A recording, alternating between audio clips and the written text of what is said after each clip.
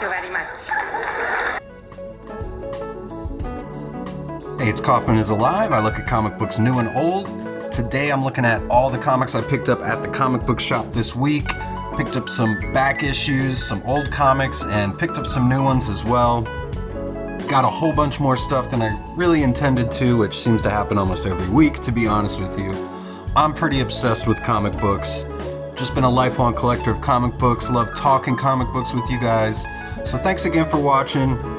Again, welcome to the show today. Please leave a comment. Please like and subscribe if you haven't yet.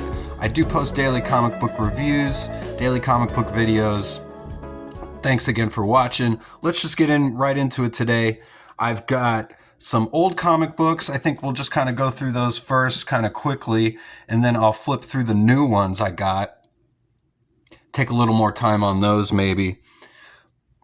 Got Howard Chaykin's Black Hawk, books 1, 2, and 3 out of the discount bin. They were $0.25 each, which was a great find. I don't have a whole lot of reference for Howard Chaykin.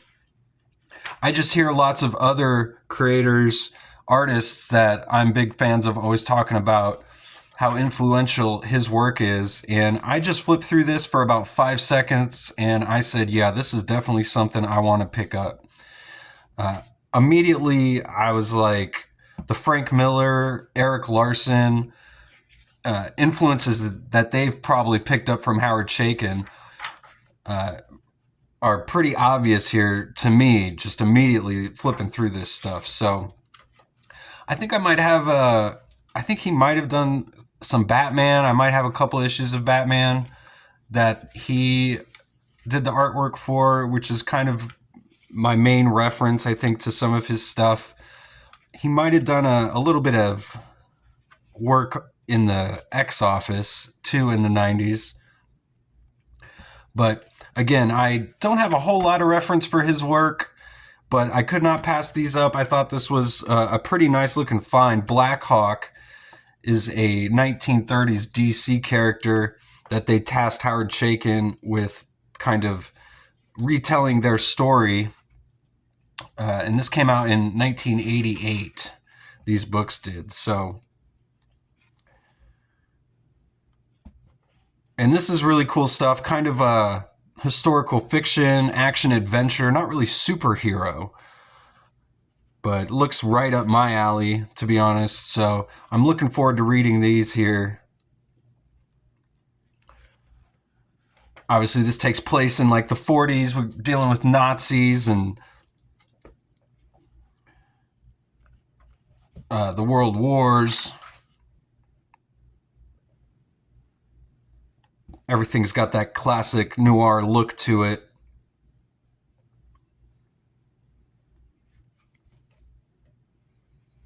This came out around the same time as The Dark Knight Returns by Frank Miller as well, and you can definitely see that. The time period that this came out was definitely kind of influenced by that. Everything's a little darker, a little edgier.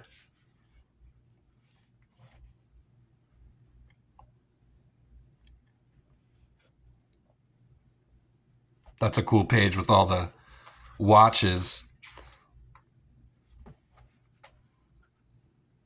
Yeah, a face like this, you could totally see how Erik Larsen gets the way he draws his faces from somebody like Howard Chaykin or Frank Miller here. I might be a little bit all over the place in this video. I'm not sure. I did get an Erik Larsen variant cover to Spider-Man and Wolverine issue number 2 that just came out. I guess I might as well cover this right now because I've already done a review of this issue and I've already picked the number 2 issue up with the Kari Andrews main cover, but I just wanted to get the Erik Larsen variant cover to this because it's got like the trade dress, the classic Marvel Comics group. It's got the corner panels here with the Spider-Man and Wolverine classic poses here that they always had in their corner panels, redrawn here by Larsen. And you never get Larsen drawing X-Men. He's actually never drawn an issue of X-Men. I think he only did one cover for like an X-Men special that came out. So you don't ever get to see him drawing Wolverine or any of the X-Men very often, so I really wanted to pick this up for that. And of course, he's a former Spider-Man artist, so he's got Spider-Man here. Pretty cool cover here. You can definitely see a Frank Miller influence on Larson's work, and maybe kind of a Howard Chaykin kind of style as well, in the way he draws his faces with the rendering. But like I said, I've already covered this issue. This has got Kari Andrews doing the artwork. This is really one of the best comics going at Marvel today. This and Deadpool Wolverine. The two Wolverine team-up books, I think, are the two best Marvel books going right now. But again, if you want my thoughts on this book, you can find them in my review of Spider-Man and Wolverine issue number 2. I put that out about a week ago. But a great cover here by Erik Larsen. I love seeing him back at Marvel doing covers. And I think he's even going to be writing some stories coming up too. So I'm looking forward to that. I picked up JLA number 119. This was just free. They've had some Superman and JLA comics up at the counter for free at my shop. I've got all the early JLA issues. This is a very late one. Looks like it's written by Jeff Johns. It says A League No More, and it's right before the Infinite Crisis. And kind of a pretty cool cover here. So this just looked like maybe kind of an interesting issue near the end of the JLA run. Then I picked up Batman number 494. This is Nightfall Part 5. And this great Kelly Jones cover. I've just been trying to be a completionist for Nightfall. I've got nearly every single issue of Nightfall. That's the series where Bane arrives and he breaks Batman's back, and then we see the new Batman. John Paul becomes the new Batman with the armored suit and everything like that, which leads into Night Quest. But I've been trying to collect every single issue of the Nightfall miniseries. I think I've got almost every one now. I just was missing. This was one I was just missing. Kind of an interesting cover. We got the Joker. He's hiding in this basket that's got all the cobras in it, with Scarecrow coming up behind him out of the Batman's shadow there. Kelly Jones always just some conceptual covers, just in a wild look for Batman. He's always got these huge giant horns. Always love his covers. And speaking of covers as well, we get this really wild looking Joker on Batman number 450. I picked this up just for the cover here. Jim Aparo, and we got Marv Wolfman here. He's doing the writing on this issue, but an awesome cover. This came out in 1990, and you can kind of see the transition from Batman before in the 70s and 80s, you know, and then you get the late 80s Batman. Frank Miller kind of changes everything. Stuff starts looking more twisted, more dark, and you get something like this here in early 1990. So this looked cool. I just picked this up again for the cover, so looking forward to flipping through that one. Then I got Youngblood issue number 1. This is a Youngblood Bloodsport is the title of it. It's Mark Millar and Rob Liefeld doing a version of Youngblood, and I'd only recently found out about this. And I got the Frank Quietly variant cover. And I've pretty much got every number 1 issue of Youngblood, but I did not have this one. This came out in, let's see here, 2003. And it's Arcade Comics, which is a company, I don't know of any other comics that came out from Arcade Comics, to be honest with you. So, but from what I understand, kind of this is supposed to be maybe an edgier take, like a totally adult take on Youngblood. I mean, you got Mark Miller writing it, so probably is. And obviously Rob Liefeld doing the interiors here. Got all of the Youngblood on this page from teams from all over the years. But again, I hadn't heard about this until recently, And I guess I'm sort of becoming a completionist of Youngblood #1s again. So looks Seahawks looks like he's getting it right in the back of the head here. Definitely Mark Millar doing the writing.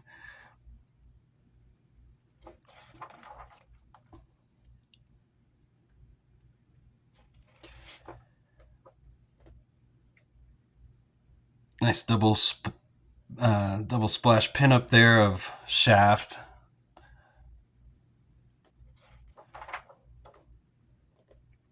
And we get all the covers there. So Youngblood Bloodsport #1. Then I got Avengers #300. This was kind of funny. It's kind of a meme comic, I guess. Generally considered like the weakest Avengers team ever. Avengers #300. It says presenting the new team.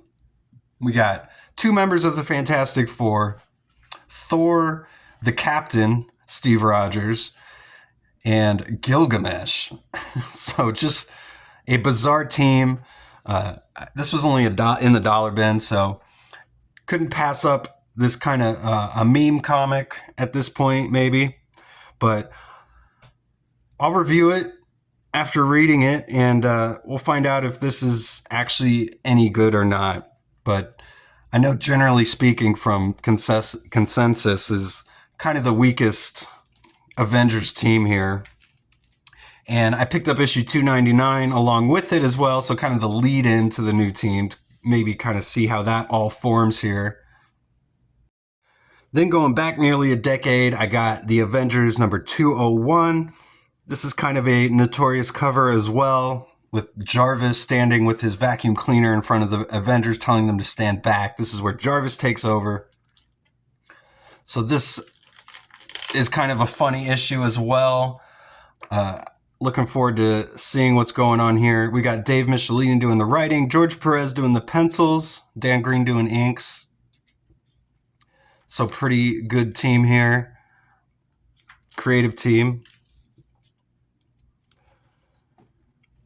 But looking forward to this Avengers. I might have to just do a run of all these Avengers here. So maybe I'll just do one video covering all these. And I picked up issue 202. The following issue, we've got Ultron attacking here. So just another issue just to follow up the next one. Now I'll get on to the new comics I picked up this week. I already talked about Erik Larsen earlier and picked up his newest issue of Savage Dragon, #277. This is an Image comic. It is $3.99. And we've got the Bay Guardian here on the cover with one of the children of Savage Dragon. Jackson Dragon here. It says Jackson Dragon Unleashed. We did have a issue a little while back, and the entire issue was just focused around Amy Dragon, and Savage Dragon actually didn't show up the entire book. And it looks like maybe this issue is also just going to be dealing with Jackson. So just one of the kids of Savage Dragon in this issue. And I do like Larsen taking some time to focus on one character per issue. This is a pretty awesome page here.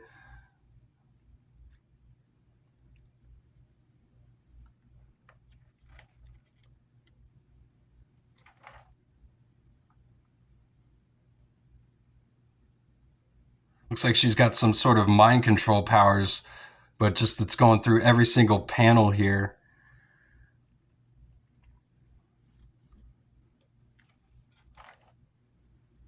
It can get risky kind of flipping through these Savage Dragon comics live online like this, because you never know what the next page is going to bring.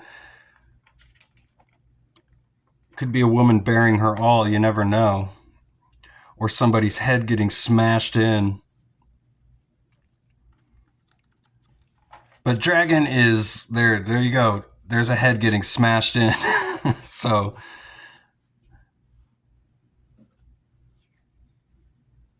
there you see Jackson, his face kind of looking like the original Savage Dragon there, his grandfather.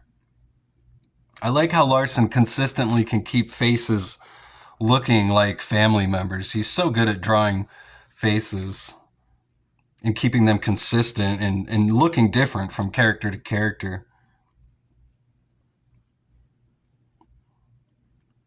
And we've got, of course, politics being interjected in here. We've got ICE agents trying to arrest all the illegals. I know there's definitely an argument to be made that you may not want that real world shit to be brought into comic books, and I certainly understand that argument, but I think Larson's using his platform as a creator and having his own comic book to try and get out his own ideas and, I guess maybe affect some sort of change in society however he sees fit, which you can't fault a guy for trying to do that. In a sense, that's what I'm trying to do here with my channel as well. I'm trying to show comic books in a positive light. I feel like there's so many negative ideas and channels out there. I try to be positive and show all the great things about comic books, all the things I love about comic books, and just put a positive energy out into the world here. We got this backup story of Aquaria, that's her name, Aquaria and Serena here. I mixed both their names. Backup stories, always in Savage Dragon, and this one obviously no exception here. I'm trying to see who the artist is. The Aquaria backup stories are pretty frequent here in Dragon. I should know. It's Paolo Linardri is the artist, and we got Dave Kelly and Adam McGovern doing the writing on the backup story here. Just wanted to credit them. And we've got Savage Dragon character Mako crossing over in this one. Actually, this is a continuation of a previous backup story now that I am thinking about it. There's so many comics I read, and Savage Dragon only comes out, it seems like, once every couple of months. It's been a few months since the last issue, so I honestly don't even really remember what happened in the last issue. So, great double splash page here, though. I kind of skipped over that. Got both dragons here. Both Super Patriots. Well, at least the former Super Patriot. I think he's just on the back of Malcolm there. He's been killed already, but awesome stuff. Savage Dragon 277. I've reviewed all the recent issues of Dragon and a lot of the early ones, so go check those out. Then I picked up G.I. Joe number 318. This is also from Image Comics. This was $3.99. We got Larry Hama doing the writing here. Paul Pelletier is the interior artist. We got Andy Kubert doing the cover here. He's been doing all the covers for A Real American Hero at Image. I think he's done every single cover. Great cover here with Storm Shadow going through the sewers. And this is the only Energon Universe book I've been reading. I'm actually a few months behind on what's going on in this series right now, so I need to catch up. But this is the other G.I. Joe series is kind of covering Duke and his team, if I'm not mistaken. And then this is kind of covering all the other characters like Storm Shadow or Snake Eyes and Scarlet. They're all over here in this book, I believe. But again, I'm looking forward to the Transformers crossing over with G.I. Joe eventually here. We got Destro and the Baroness. They're kind of their own faction against Cobra Commander here. And looking forward to reading this. I should do a bulk review, I feel like, of the G.I. Joe series at Skybound, because it's really fun stuff. Great action-adventure comic books. I think G.I. Joe is such a great comic book property. It fits so well. I mean, it was just a kid's cartoon, obviously, in the 80s, meant to sell toys, but it's turned into a very solid comic book. Then I got Absolute Superman number 9, and I also got this card, a Justice League Unlimited Watchtower security access card. I've been collecting all of these. They're free. Usually they're, at least at my comic shop, they're free. I got the Aquaman one here. Last week I picked up the Green Lantern, the John Stewart Green Lantern card. And my last review I did of this series, I was talking about possibly dropping this book, but I gotta be honest, I'm excited about the Superman movie coming out this weekend, so my interest in Superman's kind of peaked right now. And since I picked up every issue of Absolute Superman so far, I mean, the last issue wasn't bad or anything. I don't want you to get that idea. But it felt kind of generic as a story. But I've generally enjoyed this. I do like this different take on Superman. So I'm going to give it another go here with this issue, see if maybe I'll stick around on this series. So I'll come out with a review of this issue for sure. Got Jimmy Olsen here. He's working with the Resistance. And like I was saying, just generic, kind of, it just feels like kind of generic post-apocalyptic sort of stuff to me. And even though maybe we haven't seen that with Superman, it does seem kind of generic. And maybe if it wasn't Superman, it would feel even more generic. But we'll see where this story takes us here in this issue. But the Omega Men have captured Superman and taken him to their base. So that's basically what's been going on in this book. I guess we'll see where this issue goes. This was a $4.99 book, and it was written by Jason Aaron, and Rafael Sandoval does the artwork on there. The last book I picked up this week was Ultimate Spider-Man Incursion #2. This was a $4.99 book as well. I got a variant cover here. This was actually the only variant I saw on the shelf, so I picked it up. This is the main cover here. Wasn't as big a fan of that main cover. Jonas Scharf is the artist, I believe. But I do like this variant cover a lot by Cafu. With Captain Britain, the Hulk there battling Miles. I did a review of the first issue, so go check that one out. There's some interesting stuff building here for sure. Spoilers, so skip ahead if you don't want spoilers. But Wasp here, she's actually working against the Ultimates here. And she's probably bringing Miles somewhere he doesn't want to be, I'm going to be guessing. It looks like we got a crossover with Black Panther in this issue as well.